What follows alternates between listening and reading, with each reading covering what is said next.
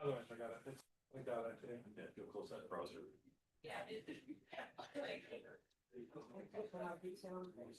I just sent it to you.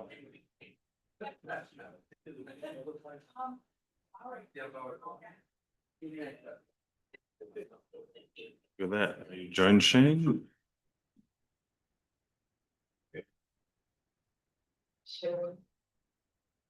Well, when he's ready to share. All right, you guys ready? All right, we'll call our city council work session for Monday, March 16th, 2026 to order. One item on the work session today is to review the comprehensive sanitary sewer plan drafted by our city contract engineer, Shane Nelson. Shane, I'll let you take over and lead us through the presentation. Mr. Mayor, before he starts, how do you want to handle this in terms of questions as he's going through it? Want to wait? I think best if we try to address them as we go along, otherwise you get to the end. As long as it's nothing that's real super long, we may have to revisit some of the other He's got some sections. questions that we can walk back to, but At the end of each section. With Okay. yeah, we can give that a run. Yeah, Yeah. for efficiency, that will work well. All right, thank you, Mr. Mayor, members of the council.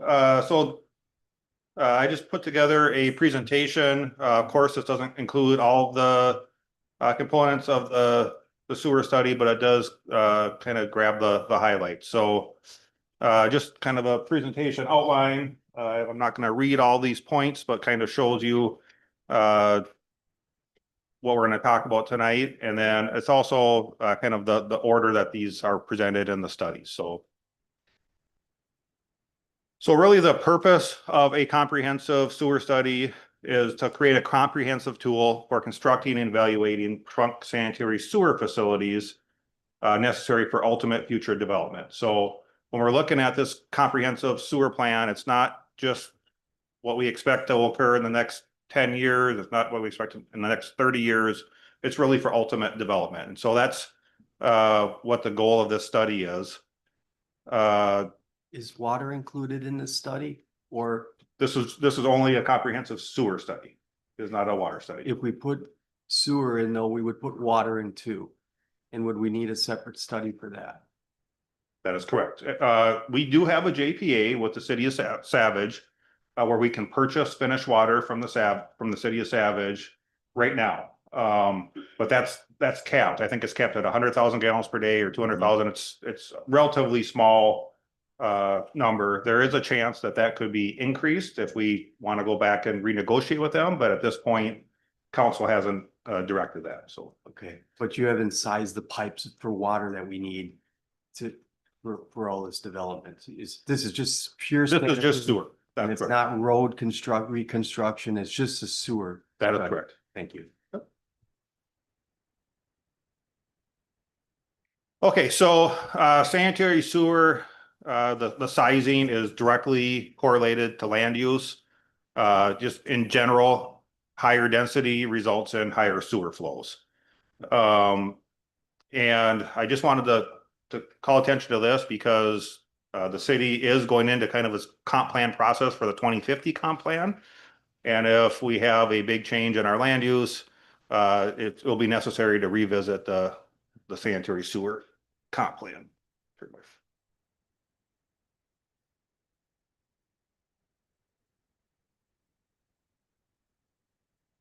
Okay, to start out with, we started looking at sanitary sewer flows from this, which we call the future land use plan, which was in our 2040 comprehensive plan. Sometime last summer or fall, we kind of decided that, you know what, this land use plan isn't a good guide to follow anymore. We generally try to use the best available information, but sometime in 2025, the Met Council announced that they were going to change their density requirements. And then later on in 2025, they, I guess, solidified it. They posted on their website their system statements. They sent us the City of Credit River system statement. And at that point, the density changed from 3 units per acre to 3.5 units per acre. So there's a few months there where we were kind of in limbo, wondering how to respond to kind of this new information. And we ended up going back and just using this 3.5 units per acre. So it balanced at 3 when we were using 3. I mean, The but now previous now it doesn't comp balance plan- anymore. The previous comp plan was prepared such that it balanced at 3.0 units per acre. Yeah. And And they changed the numbers. So they changed the numbers. Yep. question. Sorry. Is this kind of premature then to do this study when we have to reconfigure all those different colors on that map to get to 3.5? Because we don't, that's not usable anymore. Yeah, and that's a good question. And so there maybe would be a slight change if the city council decided that all the highest density, whether it's senior housing or whatever, is going to be on the west sewer connection and not the east.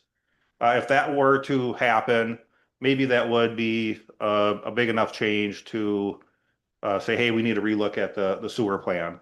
But more than likely, in order to balance your comprehensive plan, you're going to have to designate some areas with higher density in the west. Currently, or maybe I should say for the last 20 or so years, there have been various plans that showed like senior housing type products in the PLA, where the mining pit is. And then there's been some higher density land uses shown along County Road 21, kind of by Action Door and by that corridor. So if the city, if the 2050 land use plan shows something similar to that, I mean, we'll still rerun the numbers to verify that the sizing is correct, but it could change a pipe size. Okay. Next questions. First question has to do with the density that we committed to back in the 70s. That Scott County committed us to in this thing. What was the density then? Any idea, or is it possible to figure that out? I've been doing this since 2000. And ever since I've been doing this in kind of the suburban edge, I'll call it, it's been 3.0 units per acre. Oh. So I don't know what it was in the 70s or 80s, but Yeah, a little bit of history, because this thing goes back to being a commitment. That, they want sack and whack charges for this area and everything else for particular densities. I don't know why they keep moving the goalposts. So if our goalposts originally were 2 units per acre, or whatever it was back in the 70s when this thing was designed, when they oversized pipes in order to handle parts of Red River, and now say, hey, we have to do this. What are the, I guess it'd be nice to know, what was our original design requirement? Obviously it's changed, and how many times has it changed? So we've been 3.0 for as long as you can remember. Now, the 3.5 that we're being told that we need to do, is it higher too, or not? Is what higher? A higher density, is that gonna change again? well, I don't know, Councilor Sauterbach, I don't know if the Met Council will change it again. But in this slide, you can see that different community designations have different density requirements. So like, urban, that would be Minneapolis, St. Paul, there it's 25 units per acre. Suburban is 7 units per acre. And then a rural center, that would be like a Elko New Market or somewhere that has their own wastewater treatment plant, that remains at 3 units per acre. So generally the Met Council looks at their plan kind of in a similar cycle as the city does every 10 years. They come out with their new regional plan, and then the cities are required to update our plan in order to be consistent with their regional plan. Okay, so, but this all gets back to pipes that go through Savage, correct? Pipe sizes. You know, at what point, and what were those designed for? What's the max that we could have in total units? Or get their wanting us to have? Yeah, Counselor Sauterbach, I don't know the max that would take a hydraulic analysis of all the pipes that are outside of our study area. But all I can tell you is the Metropolitan Council has told us 3.5 units per acre is our density requirement. And so when we did this study, that's what we designed the city pipe for. So about 11,000 some residential units are gonna have to be connected. Yeah, so we actually have an estimate Right. once we get to if we continue with the presentation. Okay, But did Savage build their pipes to serve 11,000 new residential units? Or if the density were lower in 20 years ago, they wouldn't have sized it so large. Well, I can speak on at our east sewer connection along Hampshire Avenue, Savage extended a 33-inch pipe. When we went through with the 3.5 units per acre, our analysis showed that a 30-inch pipe is necessary. Oh, So that one- I would say it's fairly close. Right. You know, one thing that they may not have accounted for is large areas of wetlands or undevelopable area, which we netted out in our calculations. So. Speaking about netting out, do you net out roads from developable acres when you're calculating the density? So Because we do roads- net out like large corridors. County Road 21 would be a large corridor that we could net out. But not the residential, suburb has roads in it that's not, can't put a house on a road. Correct. And I think it depends on the circumstance. And this is actually a little bit getting more in probably the land use side of it than it is the right. sanitary sewer study portion of it. Got But the Met Council does have guidelines for doing their density calculations. Yep. And one thing that we talked to them about is, you know, the existing developments, if we connect those to sanitary sewer, those are way lower than Yeah. 3.5 units per acre. Yeah. In some cases, some of those lots are an acre or above, and that's really gonna hurt our density calculations. And there is a process for kind of exempting them from the calculation. Our cities, do you know if cities are successful in getting those exempted? Like, are they reasonable? Is Met Council reasonable? Because they're always pushing for more and more housing. So, do we know that? When would we find that answer out? I would think before we have to do a map of where we're gonna put low, medium, high density. Right, so when Claire's group does the future land use plan as part of our 2050 comprehensive plan, they'll provide gross area, net area, and those density calculations. And Met Council will review and initially may comment on those, but then ultimately they approve the plan, and at that point, they've kind of bought off on those calculations. okay.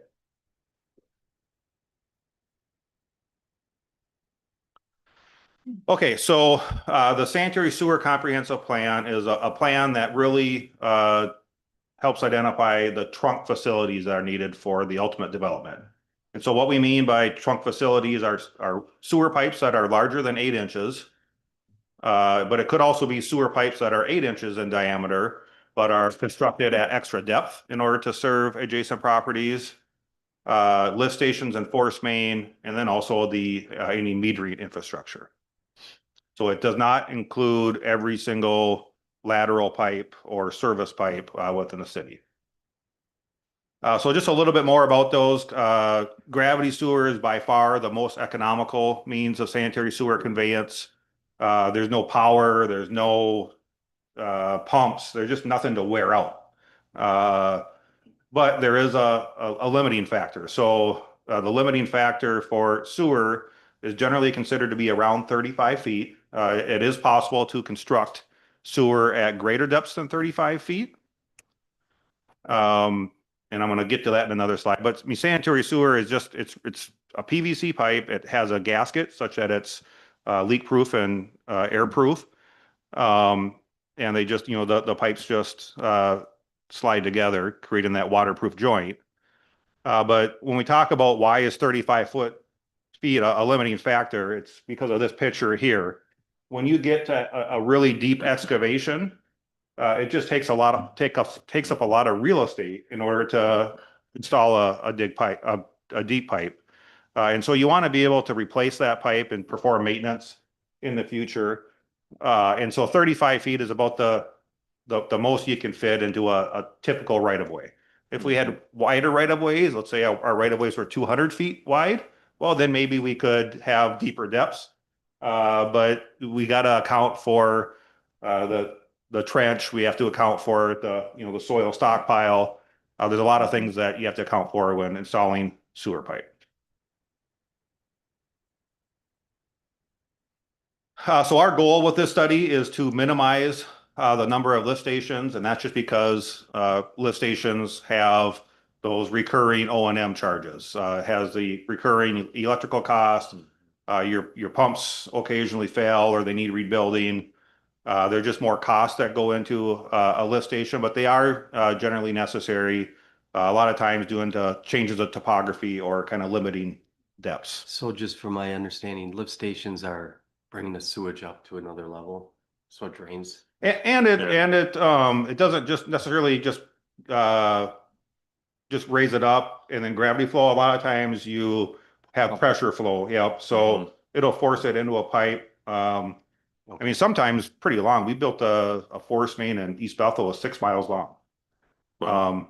Normally they're shorter than that, but you can have long distances of force mains, which is my next slide.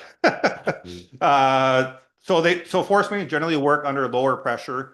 They, you have the pump on one end creating the pressure and pushing the sewage through the pipe.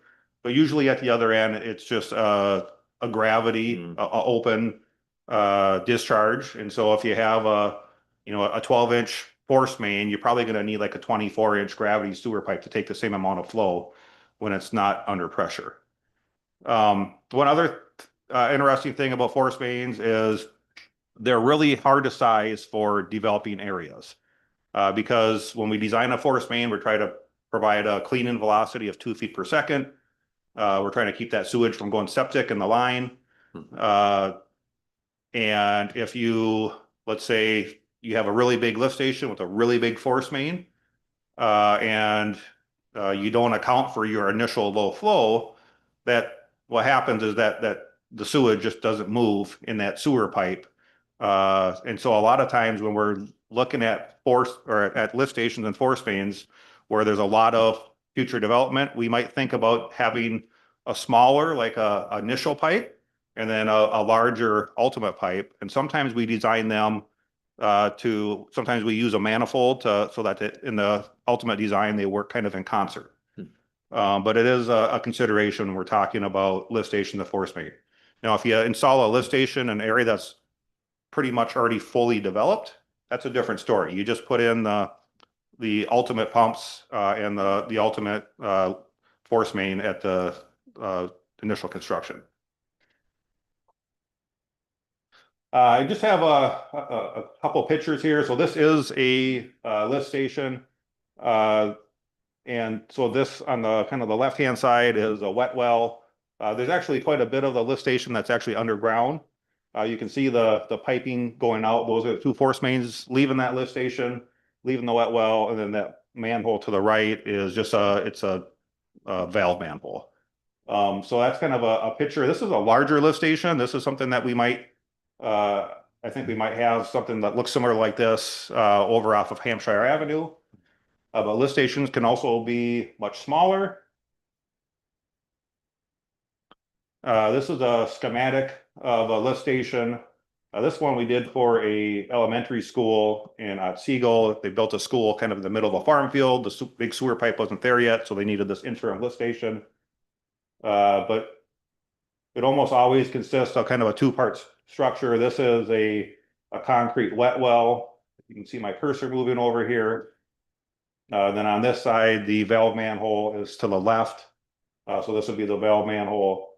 And this is something that probably pretty similar to what we might need in country court as kind of an interim measure, or if we at some point serve the Casey additions with a lift station. It wouldn't need as large of a lift station as the previous picture showed. But that's really something that if we get into, if we're gonna schedule something in our capital improvement plan, we start talking about the details during preliminary design, because there's a lot of factors with lift stations. They do make package plants that if something's not gonna be in service for a long time, we can maybe buy a pre-assembled fiberglass structure. Sometimes you use those for smaller commercial buildings. We've done them in apartment buildings before. But then it's, what happens if the power goes out? Are you gonna have a backup generator? Or are you just gonna have a plug-in and you're gonna have a portable generator that you can plug in case the power goes out? What are you gonna do with the controls? Are you gonna have them in a control panel that's mounted outside? Or if this is maybe a permanent lift station that's gonna be pumping for the next 250 years, maybe you build a building for the controls like you see in the Savage in their large lift station. So those are all things that we kind of identify during preliminary design. And right now, that's why we have cost estimates that are associated with them, but they're preliminary or conceptual. So really what we're trying to determine is the locations of the trunk sewer lift stations, not the specifics with the study. And then one other thing that I don't think I've covered yet is a lot of times when you have a lift station, you actually start out by installing smaller pumps. And then as your sewer flow grows, you actually replace your sewer pumps after, maybe 10 or 15, 20 years. So you actually get a lot of life generally out of that initial pump. But at some point you do switch them out and install larger pumps. Okay, so an overview of our study methodology. We initially started out by breaking up the entire area to be served with sewer into subsurface areas. We then determine the gross area of each subsurface area. And then we look at large wetlands or undevelopable areas. We subtract those out to get a net developable area. And then utilizing a land use, in this case, we use 3.5 units per acre consistently across the study area, determine a sewer flow. Now that sewer flow is going to be, for a single house, and we utilize so there's a kind of a guiding document called the 10 state standards, which identifies kind of the overall design criteria for sanitary sewer design. And I like to think of it this way: if you have two houses right next to each other, it's very likely that those two houses could be on the same schedule when it comes to peak flows for sanitary sewer. Very likely that in the morning you could have people taking showers, have kind of a spike in flows. Very likely that during the day the house is empty, or maybe there's only one person there.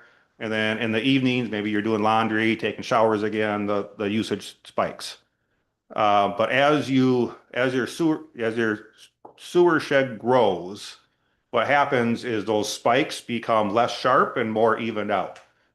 If you go 3 miles down line on a sewer main, there's always going to be flow, because there's always there's the timing in it.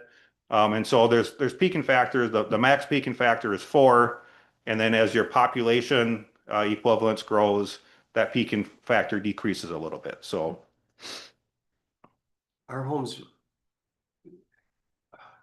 are typically bigger in Credit River than maybe Savage. So the gallons, didn't we use you use 250 gallons per day per unit or whatever? correct. With a peaking factor of 4 initially for smaller sewer sheds. So does it matter how big the houses are when the 250 is, that's just an average, or is that For an average size home, like how big of a home is a 250? How many bedrooms? So the 250 gallons per day is really the accepted average within the Met Council MUSA. In actuality, There's a lot of little homes though in the Met County. there is, yep. We have big homes out here. So would. Yeah, is it so I risky to use 250 is my question. yeah, I don't think it's risky. We have cities that are on their own, or we work with cities that are on their own wastewater treatment plant. And in those cities where it's not going to the Met Council plat, they actually use their historical trend data. Yeah. And it's more like 120 gallons per day per household. Okay. And so this is almost double of what some of these, Okay. Mhm.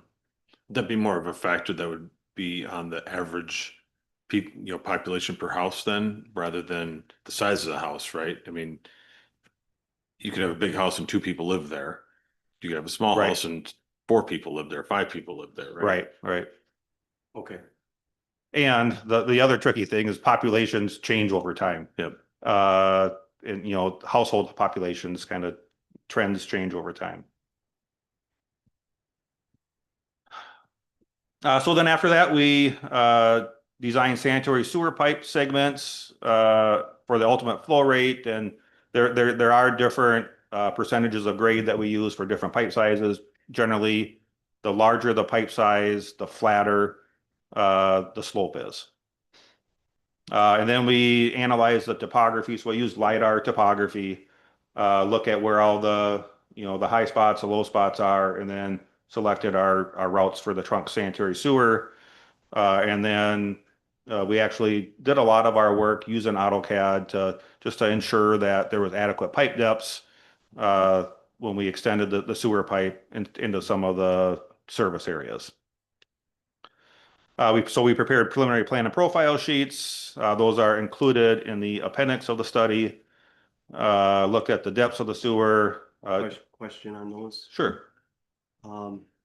We had in the 2040 plan Creekwood being served by the eastern pipe.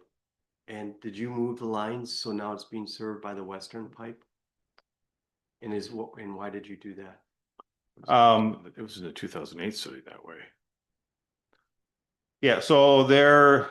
The studies that I've seen in the past always had them served by the eastern pipe. And now the line's been jogged, so they're included in the west. Which when I read that, I'm going, oh, so they're gonna be done more quickly than maybe people thought, whoever lives over there. Yeah, so Creekwood actually could be served from either one. it's kind of right in the middle. Yeah. And because of the topography, we feel that a lift station is going to be necessary. Yeah. So with that lift station, you can either pump to the west or pump to the east. It really could go either way. However, there is a requirement that in order for a sewer to be considered a Metropolitan Council interceptor, it has to have at least 1,000 developable acres. The west sewer service connection is really close on that. Where the east we're way over. Okay. And so that Creekwood has gone back and forth for that reason, but it really in the future it could be served either way, and it would. The study shows it's being served. That's correct. The west. Yep. Okay. And then the number of current units in those 4 subdivisions, we had in the 2040 plan 443 units, and now you're using 454. I'm just wondering where we got 13 new houses. Sure. So there's actually, that's a great question. There's actually not new houses, but the old study, we just counted the number of lots. Okay. And in Country Court, kind of on the west side, there's an apartment building. There is a couple of duplexes. And so, yeah, right. And so it's that those 13 extra units are right there. Thank you. Mhm. Yep.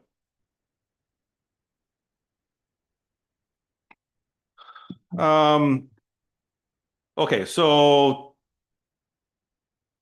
I think I'll just skip on to the next slide.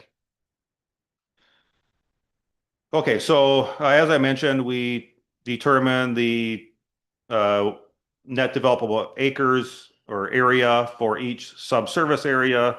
So that's what this table is showing.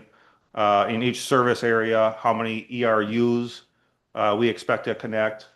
And basically there were kind of the four areas where we made the assumption that there would be no further redevelopment. That was the four subdivisions that Councilor Markert just mentioned.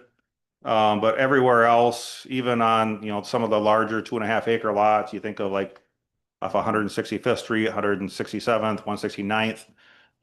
Those are, in this study, they're accounted for some redevelopment at some point, or at least a pipe would be sized to allow for those to redevelop at some point.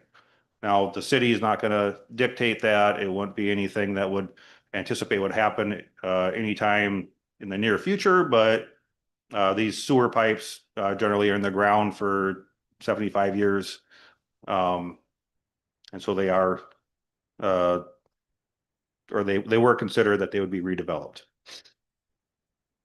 So here's our total ERUs, and ERU is an acronym that stands for equivalent residential unit. And that becomes more important when you have a lot of commercial or industrial land. And we break that into, one commercial building might be like 6 equivalent residential units. But so the total number of units that we calculated was 12,295, which resulted in an average flow rate of 3.074 million gallons per day, or a peak flow rate of 8.396 million gallons per day. Assuming What's we the don't have difference between the commercial peak and all of those are residential units, we're talking about like a 5 million population gallons. growth of 25,000 people just to hit the Met Council's arbitrary 3.5 density number, correct? If I'm doing that math right? Yeah, I think Our city's not the, gonna grow by 25,000 people over the, we want to remain rural. But I'm finding that the only way we can't, because they're requiring us to do 3.5 density. It's yeah, I think the Met Council's estimate is like somewhere between 2 and 3 people per right, I household. think 2.3. 2.39 or something Yep. like that. So even that's like a 22,000 population growth, Right. which would be 4 times what we're sized now. The cost that we're gonna incur. I mean, we can't use the county for sheriff anymore. We can't use the Prior Lake for fire anymore. When you have that many people. I'm just saying out loud my concerns. Sure, I understand. Nothing you can do about Yeah, it. I can't. I have to work within the parameters that, Is this probable case, all this stuff that you're producing here, like the costs that we're gonna get into, is that like what you think it would, or is that best case? Could it be more? so the costs that are presented in this study are just the trunk sewer costs. So in addition, you might have some projects where you're serving existing homes like the country court, and that would not, the lateral sewer service pipes would not be included in that trunk cost. What the costs in this study are utilized for is to determine your connection fee. So Okay, after, these are the trunk costs, assuming that 12,000 ERU number is right. You would take the total cost, divided it by the 12,000, and that would be your connection cost. And then every year, generally, what happens is you increase your connection costs by some kind of an inflation factor. Some people just use general inflation rate. Others use, there's engineering news record. There's a publication that has more of a specific construction cost index. And some cities use that. and it doesn't include the road reconstruction costs that the city would pick up a little bit of it, but then the residents would have to pick up that, or the developers.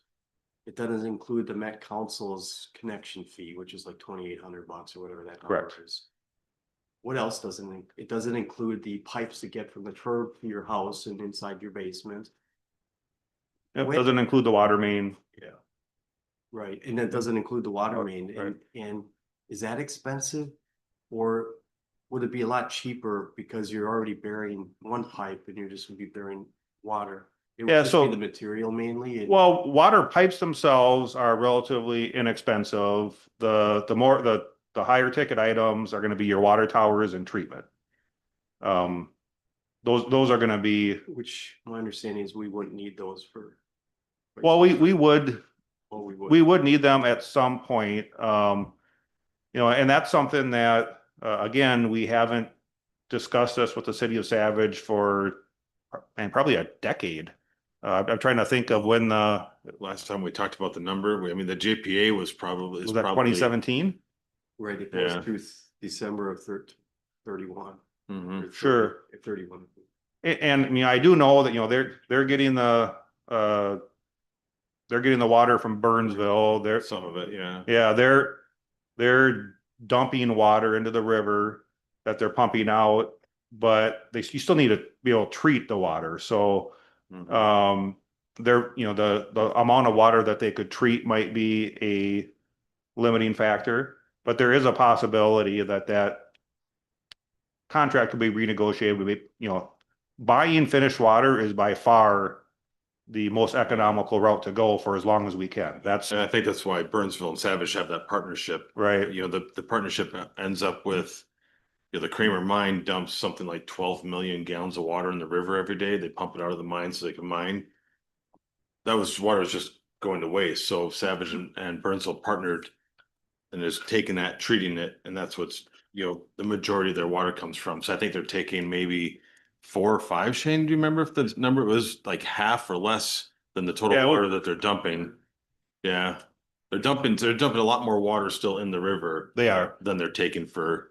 And municipal use. before that solution was implemented, one thing that they were talking to Credit River about 15, 20 years ago was constructing wells in Credit River. Cause they didn't have any more well capacity. They have a rare Fen. protected species, yeah, called the savage fen, basically in their wetlands, and they're not allowed to draw down the water table at all because of that protected, I guess it's a plant, but so moving on. So based on the developable acres in each of the sewer service areas and the routing of the pipes, we determine the needed pipe sizes for the trunk mains. So what this map here is showing that's on the screen, again, would be the trunk sewer infrastructure. And it's a little bit hard to read at this scale, but at the bottom of this map, there is a legend which shows the pipe sizing that would be necessary for ultimate development. And where this becomes the most important is at our connection points. So, you know, if we were to do a project to jack and case a pipe under County Road 44 to make a connection to the Big Sky Estates lift station, we'd want to make sure that we're sizing that pipe for the ultimate sewer flow. But then, you know, if you think about the pipes at the end of the line, well, we might not be installing those for 30 or 40 years, and those aren't as critical, but those initial pipes we're making those connections are what would be critical. So same thing over on by the Hampshire connection. If we So over here is the Hampshire connection. Over here, the sewer pipe, there's a 33-inch pipe and it's about 300 feet north of our border, under Hampshire Avenue. And so again, when we over here, actually because of the grade, we're gonna need a large lift station. This I envision being something similar to what you see in the Big Sky Estates. Because it's gonna be necessary to pump all that area from our eastern connection. And that's something that if that property develops, this plan is used as a guide or a comprehensive tool in informing the developer that, you know, hey, in order for this property to develop, we have to at least have a route for this large diameter sewer pipe. And so that's kind of how the plan is used.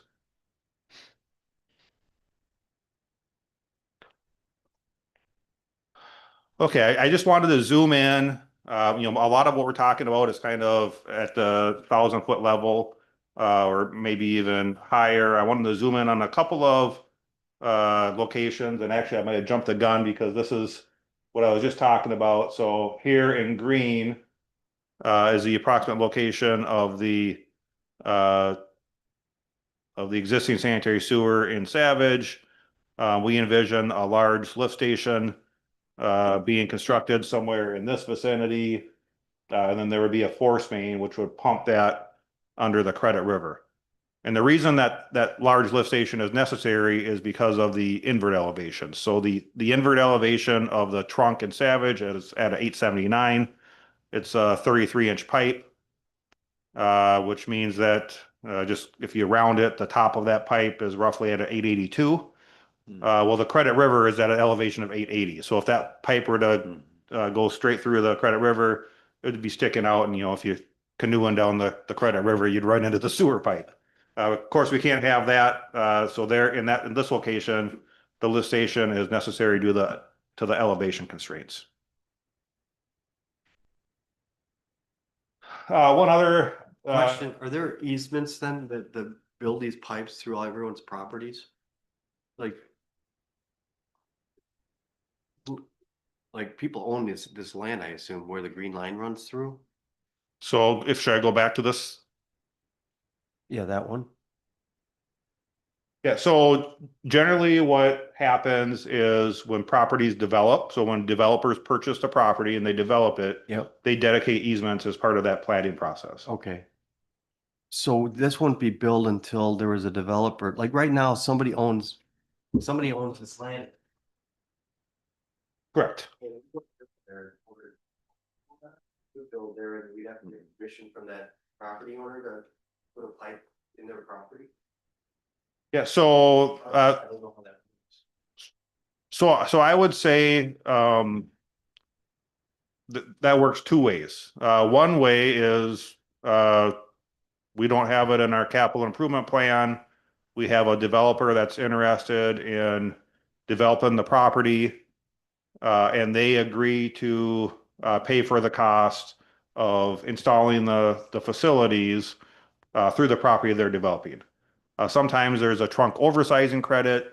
You know, there's different types of agreements that I've seen. I've seen an agreement where, let's say, a developer has to front $2 million for an improvement. Well, I've seen agreements where then as property develops, that developer is reimbursed as the connection charges are come into the city. So that's one way that I've seen it. There are times where the city programs a sewer project in their capital improvement plan, just as we program road projects. So that's another way that it could be done, and it's not uncommon.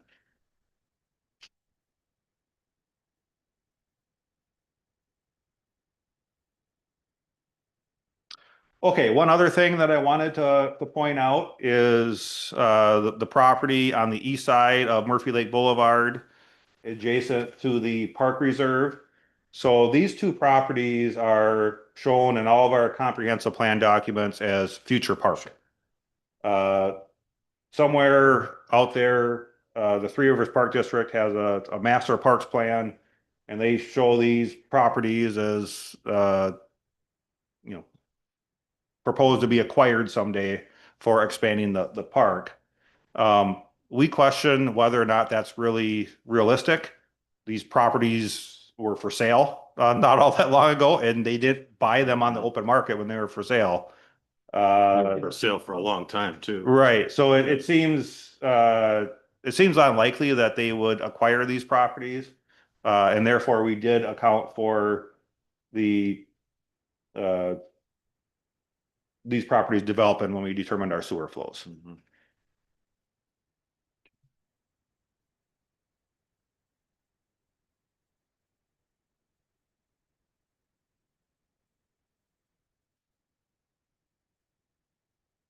Okay, so I should have included a visual to help understand where we're at here, but this is 175th Street. And so this is kind of a low area where the Credit River crosses through. At this area, we would need a lift station. We call this lift station 5.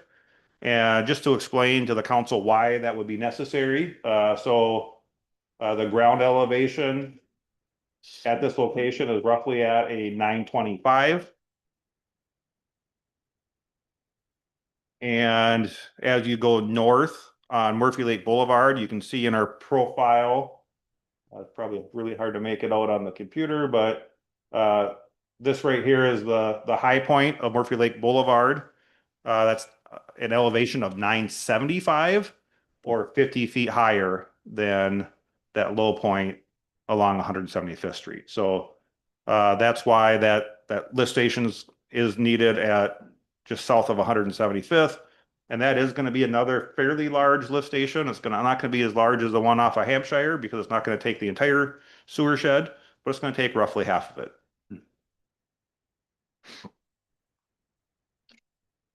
And then I just wanted to call out, what we call sewer service area lift station 5E. It's in some cases when property develops, we account for the mass grading that's likely to occur when the property develops. They almost always, when they do urban houses, they almost always do mass grading. So I'll get my cursor here. So here along Natchez Avenue, we have a sewer invert elevation of 965.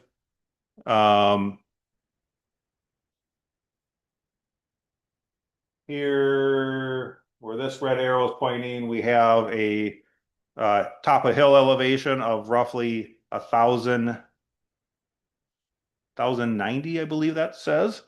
So it's a really high hill right in the middle of that property. But then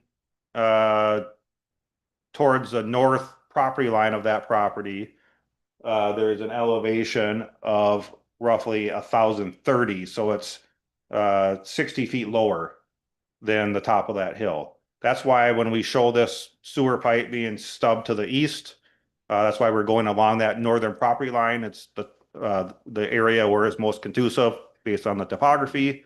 And ultimately what we're trying to serve is this land area over here that's kind of by the park reserve that has a ground elevation of 990. Again, it's likely that it's nothing for during mass grading to shave 10 feet off the top of a hill and fill in 10 feet in the low area, as long as it's not wetlands. But I just wanted to inform the council that we also looked at things like that as well. And this is just that same area we were just looking at.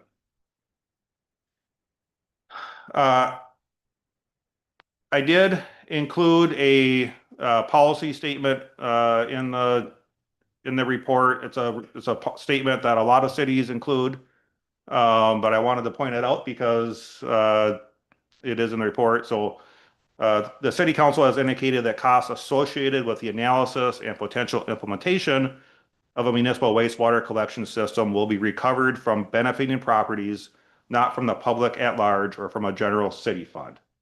Normally typically how cities do this is they set up a sewer enterprise fund, and then all their sewer projects are paid out of that sewer enterprise fund.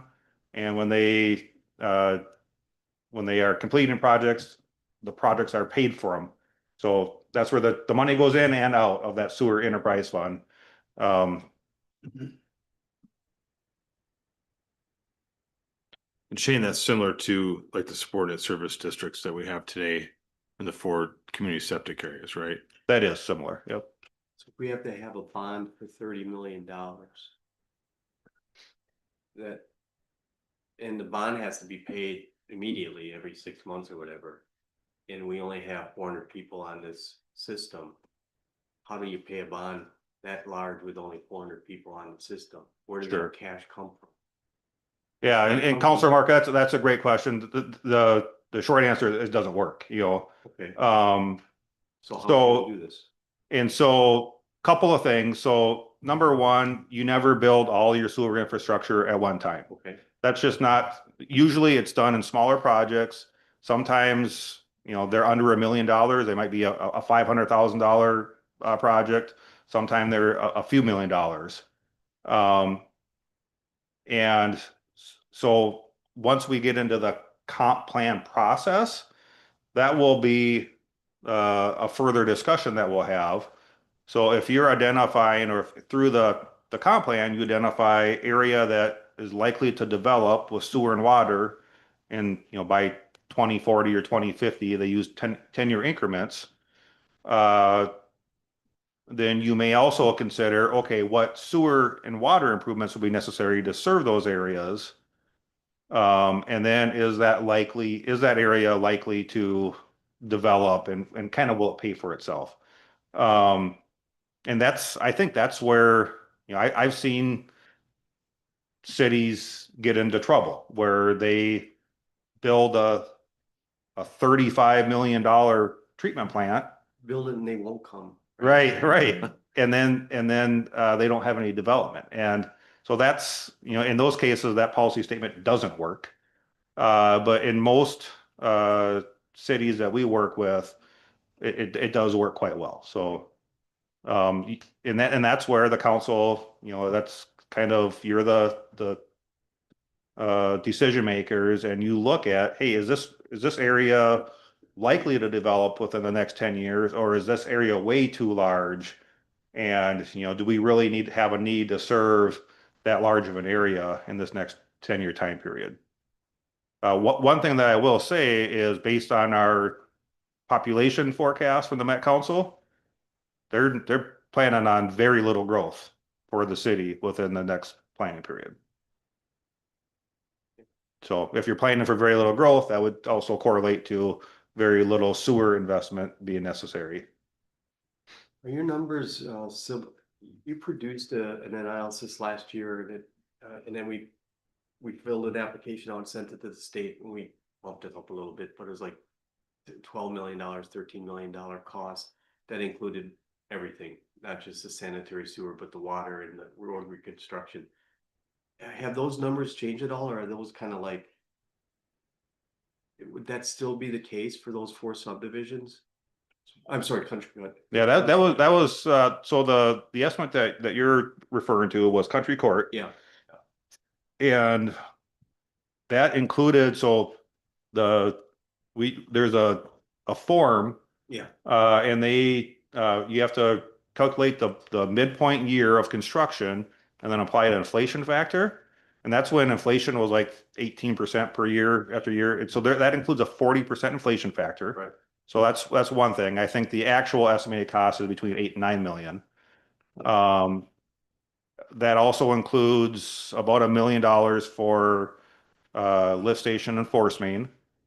And Water too, wasn't it? and water as well. I mean, and My- bringing across. My recollection is just the sewer portion of that is about 1.5. And there was like 99 homes, and the numbers. Yeah, 99 lots, probably 106 homes, I think, is what we think. Right, so. But then back up to the other grid that he showed here earlier, and See, that's the a little- MK tree farm adds 40 more to that. But that's just his property. There's other property. Otherwise, you're at about. Yeah, Unit because, acre. yeah, so because so the piece that he talked about first, the connection under the road, the lift station, also, you know, serves many more properties to the south of there, correct, right? You know, so the ERUs that he would estimate for Country Courts 106, MK Tree Farm 39, Franciscan 207, 89 for Whitewood. Now you get Shane- inside a country court though. Whitewood. But what I'm saying though, Bill, is that some of the infrastructure serves more than just Country Court. Okay. Is what the point of that is right? It's not just, you can't just do the math off the 106 in Country Court, because a lot of the infrastructure serves areas that go out further. I'm having trouble reconciling though the cost per residential unit of what you provided last year, you know, with the one, I have 1884 for the sanitary sewer number, divided by 106 or divided by even 500 or whatever, if you add all those others. that's a lot more than the $2,600 cost per residential unit. If you use the 32 million and divide it by 12,395, that's only $2,600. I don't think anyone would sneeze over that. Yeah, and those two comparisons are like apples and oranges. They are. So think of the trunk sewer as Interstate 35. Yep, and think of the country court estimate as your local road. Okay, So so we all need, if we want to get somewhere, we all, get on Interstate 35 at some point. So that cost, that if it's 2,200 or 2,600 per unit, Yep. is the cost for the trunk infrastructure. okay, there's a lot more cost that isn't in these numbers then, is what you're saying? There is. There's a lot more costs that aren't in started these late. numbers. So, So no one should go away tonight saying, take the 32 million and divide it by 12,395, and that's the average cost per house to connect to. yeah, that might be a pretty close estimate of what our trunk sewer connection fee Yeah, will be. okay, And that is something that once Claire and her company does their work uh, on the comprehensive plan, we go back and look at that calculation and make sure that 12,000, because I'm not a planner, I'm just trying to Yeah. estimate the units for Yeah. sewer demands. And that's really something that your city planner should have some input on. And I should also mention, Claire, you are on maternity leave, but when the 3.5 units per acre, when Met Council first announced that, and we were kind of in that limbo period, we did discuss with Chris Jansen from her office, and we had a couple of meetings on that because we were trying to figure out how do we deal with this, We were planning for one number, one density range, and all of a sudden they changed it on us. But it is something that we discussed, and as a whole, both or all of your development area will have to average out to that 3.5 units per acre. So I actually think that there's going to be very little, if any, changes to the size of the sewer pipes. You might, again, if you decided that you're going to have higher density housing in one place rather than the other, we might take another look at it, but it's likely to balance out. 6 o'clock. Yeah, it's all right. We started late. Okay. We got a short council agenda too. I believe we already talked about the construction phasing, but again, just to reiterate, we don't expect no city installs all their trunk infrastructure as just a single project. It's generally a series of projects over several decades.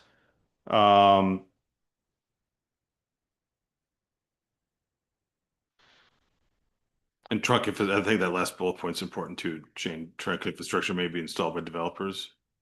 That is correct. As developers develop property, a lot of times if it's not in the city's capital improvement plan, you may be able to negotiate with the developer such that they install it and then they're kind of repaid over time as connections occur. That way they're kind of taking the risk with the timing as opposed to the city. But if they're in a hurry to do something, and the infrastructure's not there, it's up to them. Yep. Yeah, we've and they didn't change the law for that. They, like, No. we could still charge them. Yeah, But or they it would be up to them to build it. We just wouldn't, we wouldn't charge them for it. It's basically, it's premature development otherwise, right? I mean, if they're just gonna do it and the city's not gonna do it, then it's premature until it's in the exactly the right. budget to do it. So I think we're getting close to the end of the presentation. I just wanted to hit on these temporary lift station alternatives. So this is the country court, and in the what we call the ultimate sewer plan, the map with the colored lines on it, that shows what the ultimate connection would be.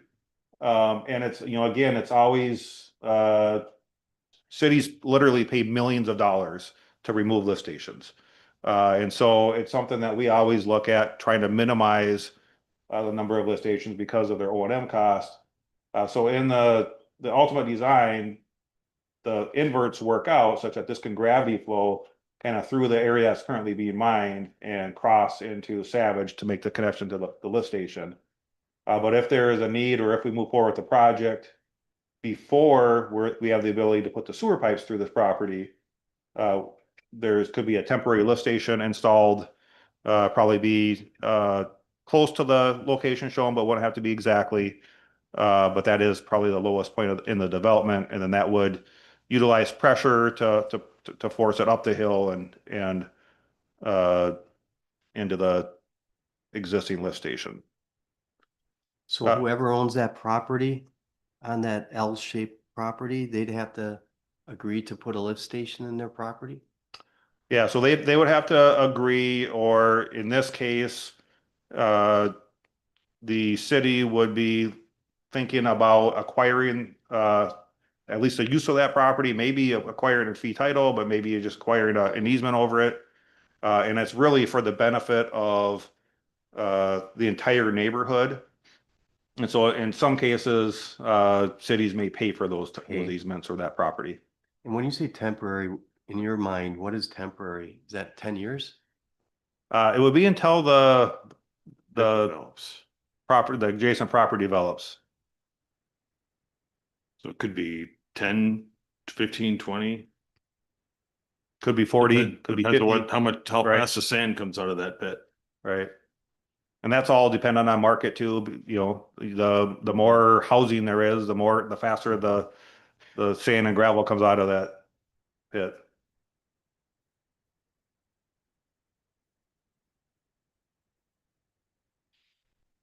And the other temporary lift station that we included in the study was for the Casey additions. In that case, we would envision the lift station would be just basically right on the north side of 170th Street. That red line that you see there, that'd be the trunk, what would be considered the trunk sewer pipe within the Casey additions. And a force main could either, the city could either negotiate with the property owner to install a force main kind of right up the lot line there, which is more of a direct route. But it's under pressure, so there would be, we'd have the ability to install it along the County Road 27 right of way as well. We kind of show two possible routes for the force main. So these next steps are just next steps that we've identified in my office. There might be some, these are kind of the large steps, but at some point, the city council would approve the comprehensive sanitary sewer system plan. We'd want to answer the outstanding questions from council, and then place this plan on a council agenda for the city to approve. After that, generally, that's when you look at and determine your sewer availability fee. That's a charge that's generally paid at the time of development. So let's say a developer was to come in and say, let's take out of the equation that they're going to propose to build trunk infrastructure for us, because that's a different conversation. If they're just connecting to our trunk infrastructure, then at the time that we executed the development agreement, that's generally when we collect those fees. And then